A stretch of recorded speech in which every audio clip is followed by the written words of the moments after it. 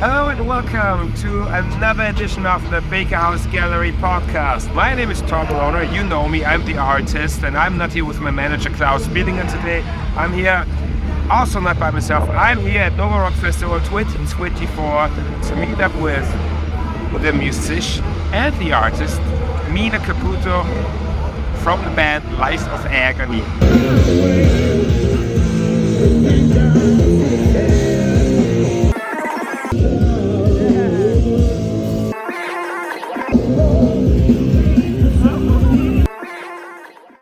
The two of us developed a beautiful collaboration art piece that we will have a short discussion about, like the creative process and everything else. But you know what? I don't want to bore you with my little chat over here. Let's just cut to the chase.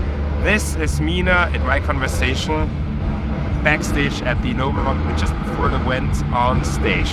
Thank you very much. Have fun. It's good? Yeah. It was Russell, we get to cue. With the cue. Danke.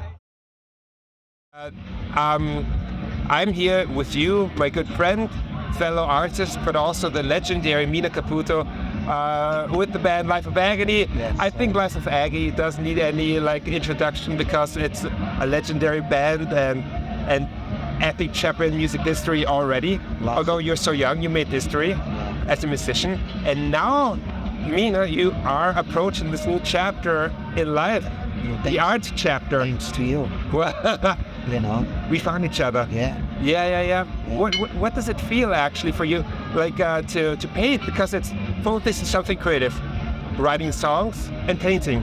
But How does it, it's just, it's therapeutic. yeah, It's cathartic. mm-hmm. It's very it puts me in a space in my body, mind, and soul that honestly I've never experienced before. Beautiful. To be honest, Yeah, it's almost like it's almost like where singing puts me. I become fleshless. mm-hmm. I become. It's like I'm dancing. I'm dancing with the gods in a sense, but That is very beautiful. it's a different form of expression that is so new to me that Yeah, it's very exciting. It's very, but at the same time, I feel like I've always done it, but not obviously in this life, in this flesh. yeah. But it's something that the more I do, the more I feel like I'm awakening a dormant side of myself that's always been inside of me. So it feels very familiar, I guess, huh? And It's familiar but very unfamiliar because I'm still learning so much, yeah, and every time I hit the canvas, it's like, yeah. it's like having sex for the first time. Yeah, well, isn't that the beauty? It's something that I miss, But for me, the sex thing and doing it for the first time, it kind of came with our collaboration over here. Because, for everybody listening and watching this clip here, yes, I'm a painter too. And the fun thing is, my style is so different to yours, but then it's so familiar in a way. And what I love about your work, as you said, it's so expressive. It comes from a place, again, say with me, very deep down. It's very emotional, and the way you put your thoughts and feelings and your emotions into the artwork, it's so rough. As you can see on the canvas, Yes. like you live it, and for you it's meditative. Yeah. And that's beautiful. For me, it's meditative too. And now to come full circle, what I said before, it is beautiful for me to do collaboration because I'm producing a piece and I produce a piece, and it's beautiful to produce work by yourself. But then diving into a new universe, because you actually gave me the blueprint of where what goes, and suddenly I had a new direction. And for me, that is sex for the first time again. So I rediscovered my work with your work again. So I want to thank you for that too. Thank you. I think we are both on a pretty cool journey here. Yeah. You're very what I'm learning from you is that you're very precise and you work with great precision. With me, I feel like I'm trying to like channel crazy motherfuckers like Van Gogh that are very frenetic. Yes. Very like haphazard. Very like I don't give a fuck what I'm doing. I'm very detached. I'm raw. It's almost like I'm an STD infecting the canvas in a way. Like and that's I don't care about precision. I don't care about logistically getting it down. I like to experiment with. I love to put colors together that won't work. That in someone's mind shouldn't work, but it's working. Ooh. You know what I mean? I know what you mean because I have seen something our listeners haven't seen yet. What I love, for example, is this Frida Kahlo thing. Yeah. And for everybody listening, you have to check out Mina Caputo's work here because right now, while we speak, I think you're in progress. Or did you finish that already? I still have a little bit to do, but I feel like I'm working on it, but I kind of want to abandon it already. Yeah. I get very restless in my work. Yes. So like, and that's why I don't have a problem like just letting it go. And You know what, Tom? Finish it up because I'm over it. But that's courageous. I'm done. That's courageous. Many artists can't put their work out, and for many artists, it's very hard to go actually into. Well, that's easy. For everybody listening, we are here on the festival ground right now, and there are sometimes people walking by. It's cool, and I'm happy that you're so cool too. That's life. Like we're saying, very frenetic. Yes. See, even like in music, a lot of my inspirations are musicians. Oh, look at that. I didn't know that. They're writers, they're authors, and they're painters. Yeah. Like, I get more inspiration from Van Gogh than I do from someone like, let's just say, Jimi Hendrix. Oh, wow, look at that. Because I like to dive deep in psychological aspects of... I'm actually even more of a fan of Van Gogh's mind than his actual work. Of course, the work is undeniable, but I want to understand what the fuck is happening inside his vessel. Like obviously Michelangelo, Rembrandt, you know, like again, like Frida. Yeah, Frida, for example, This poor woman suffered so much, and she just basically poetically laid it all out, man. Like your wife, architect, doing the blueprints. She is great. And, both great women. Yeah. I like that. I'm trying to penetrate through the artwork. Yeah. Trying to find out what was going on in this man's soul or woman's soul. What actually, what was speaking through these people. Yeah. And I'm trying to find out. So you're kind of like an art detective, I would say, in a way. That's beautiful. I think because it's like detecting their minds, and they're not here to tell us anything anymore. So it's a great interpretation actually of their minds through your wonderful hand, you know, and the spirit that you are. Yeah. Check out Basquiat, right? For example, I mean, you compare Basquiat's work to Michelangelo. Some people would be like, there's no comparison. But for me, no one outbeats Basquiat. And it's because of he was producing these kinds of works at 22 years old, 20 years old. And people are copying him right now. A lot of New Yorkers are ripping him off. A lot of people, like carbon copy people, that don't understand what his soul was trying to say. Now, what interests me, because you're interested in Basquiat and Frida Kahlo, how like when you approach a canvas, because every artist has their own approach, and for example, for me, the most courageous part is the first stroke on the canvas, and I'm already joking about that. I just get over it with. I just put it on, and then I just see what happens. Although my work is very constructed. I know what I will do before it's all done. Your work is very impulsive. How do you actually approach painting? Honestly, Mina, that's very interesting to me, truly. How do you get started? Honestly, What's your thing? What's your thing? So, Look at that, for example, yes. okay. How did you start? Honestly, I didn't know I was gonna lay Bowie down Yeah. and Andy and all this stuff. I wanted to see yellow today. Yeah. I woke Yeah. up, I wanted to see yellow, Mhm. purple, like the Yes. big one I sent you. Yeah, yeah. Yeah. I wake up, I see colors, I'm like, you know what? Yeah. I want to do a whole big yellow or some burnt sienna, Yeah. and see where it goes. Yeah. Yeah. And Yeah. then it takes me on the journey. And then all of a sudden, I'm like, Yeah.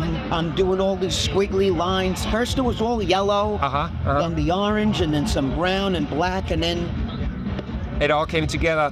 It all came together. I just started putting some symbology stuff there. Yeah. And then Yeah. then Bowie appeared.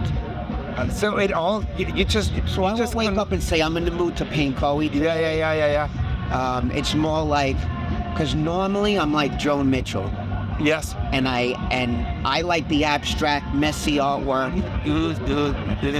but I just recently, well, the past few years, I've been drawing more and more and more. Yeah. I mean, it's kind of childlike if you look at it, you know what I mean? But that is the beauty, because there is no filter. With my work, everything has to be perfect. I love the coincidence, and sometimes I feel like adding something to the beautiful constructed artwork that there is already. But then with yours is so raw, and that is so beautiful because it's an honest painting. There is no fuck around, you know, it's true. And that's so beautiful. It's the same way I approach singing and songwriting. Oh, now look at that.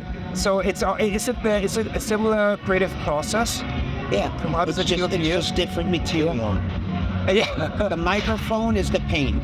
Yeah, but it's a way of expression, right? Audible expression is music, Yeah. and visual expression is it's visual, of It's course. like, for example, Yeah. I'll wake up, I'll feel a certain rhythm. Yeah. I'll lay down the rhythm. I have no idea what the music's going to be. Yeah. What the content of the lyrics. I have no idea, what chords I want to use. Yeah. But it's like the canvas. I drop the beat, or I'm dropping purple. Yeah. Yeah. Or Yeah. burnt sienna, and then white, and then kind of just. Yeah. Yeah. And Yeah. then Yeah. all of a sudden, Uh-huh. 7-8 hours later, I'm Yeah. like, holy shit. First I So go you through a really, process. but you really, it's like running a marathon without knowing that time goes by so fast. Is it? Look. I at don't that. have the destination in mind. Yeah, yeah. So when people actually buy something from you, they really buy a piece of Mina Caputo. Oh. They really buy something very personal. So that is And also. I don't make prints. Yeah. It's yeah. all one. It's all original. Well, who knows what the future brings, you know? Well, look, we're doing shit. Obviously, you're gonna. Yeah. You're managing me now. Well, You're my art manager. Well, now that sounds very unrealistic that Mina Caputo is putting me in such a very precious position because I'm such a fan of your work too. But I'm a big fan of what you've accomplished. Thank you. What's working inside of you, how you lay stuff out, how you blend colors, your line work. Thank you very much. It's really, I'm blown away and very so thankful to the Holy Spirit that Yeah. we have to thank Joey Zampella. And we have to thank the cousin, who actually put us together. And Because I saw the guitar that you did for him. Right. So, and at the same time, Yeah. when that shit was laid down out the guitar Yeah. that you did for him, Yeah. here I am just working on, a 30 by 30 of just colors. And COVID really, Yes. I was always in isolation, and I put myself always in a deliberate lockdown because I'm a very reclusive, autistic person. Yeah. I don't deal with the outside world. It's all internal. I'm always digging within. Yeah. Although you're on stage, you're such an expression, you know. It's people love you and you love the people in a way. That's what comes over. I love what I do. Yeah. I'm very passionate. Yeah. And honestly, the painting Yes. is, I would say, it's more of a higher level, more intimate. Yeah. It's more I know intimate actually for me. It's something like a new chapter, huh? Yeah. I don't have eyes looking on me. Yeah. It's just my dog looking at me. And these eyes are family, so you can be yourself 100%. You know, I work in a smock, my Klimt smock. Yeah. No clothes, just my smock. I'm making a mess. Mina. I'm smoking my weed all day. I'm laying colors down. I'm playing with the water and thicknesses and thinness of the paint. Yeah. I'm working with all different. This all here is acrylic marker. This is like this. Yeah. Like this, not looking, not giving a fuck. Yeah, just going for kind it. of like, just Expressionist. And you know what? Yeah. You see this? Yeah. This is what I'm after. Yeah. Because it's releasing toxic trauma. Yes. If I'm feeling like shit, a coffee, my weed, and then I can do this. And after 2 hours of this, you breathe again. it's like having an orgasm. Yeah, I know what you mean. And a spiritual orgasm. Yeah. And you feel so rooted and one with the spirit that you are. Yeah. Oh, hey, Mina. Now I know. There's a camera here. We're mic'd, and people are listening to us. And dear listeners, there's a festival going on. There are beats in the back. I want to apologize for the sounds maybe that occur here in the back. But this is a beautiful conversation. And unfortunately for the listeners, the conversation will find its first end over here, which is only the beginning of a second conversation that we will have sometime soon, because there are more collaborations lined up. In my studio, there are 2 more canvases that you prepared already. Can't wait to get started on them. I'm so on. And I'm so much looking forward where this journey will take us. Because the 2 of us meeting, it's not coincidental, as we spoke about that before for the interview. And let's see where this supernova will take us. Amazing. I think everything is possible. You're the best example for that in the music. And we're trying to both start this new chapter over here in the world of arts for you. So let's see what happens. And I love Austria, you know. Thank you very much. One of my favorite landscapes. The country thanks you. Yeah, that I've been to. And Austria is very special to me because I also dated a young woman here in Schweckert. Yes. For a few years, and I got to, and their family was very warm and welcome to me. And when I was living with them in Schweckert, the family, for my birthday, they took me to the Austrian Philharmonic to go to see them perform Beethoven's Ninth Symphony. And classical music, and painting. I'm always listening to Chopin. Chopin's my favorite. I know he was Polish, but wasn't it buried in Austria? You know, you know more about that than I do. I forgot, but we have a lot of classical composers, Mozart, for example, Schubert. And many, many more. I love to paint and listen to classical, especially Chopin is my favorite. Yes. But there's like an affinity, man. It's like it's all intertwined. The music, whether you're singing or painting or dancing to nobody in your room, it's all just about. You see, when I'm painting, I feel like I'm bringing back the lineage of our indigenous people. Yes. And I feel this indigenous creature, this primal creature, as if I could close my eyes and I'm painting, I'm painting on a cave wall that's 30,000 years old already. Beautiful, you know what I mean? I know what you mean. And as you sit here in the back, these cave walls are breaking down all over us right now. And they're good, right? Because we are here at Nova Rock 24th, and also a festival area that you will be performing in later on. So I don't know how good the sound is right now. So dear friends, thank you very much. I hope you got some inspiration from the 2 of us, because if we can make it, I think you can make it too. So thank you very much, Mina. This is very, very familiar and beautiful at the same time. It's beautiful to be on this journey with you, my friend. It is electrical and magical. I love you. I love you too. Thank you so much. Thank you Tom. too. Thank you, Bowie. Thank you. Thank you so much. Same here. Andy, I think we take up this. Bye, Andy. Bye-bye. It's for you too. Yes, it's from me too. Wonderful.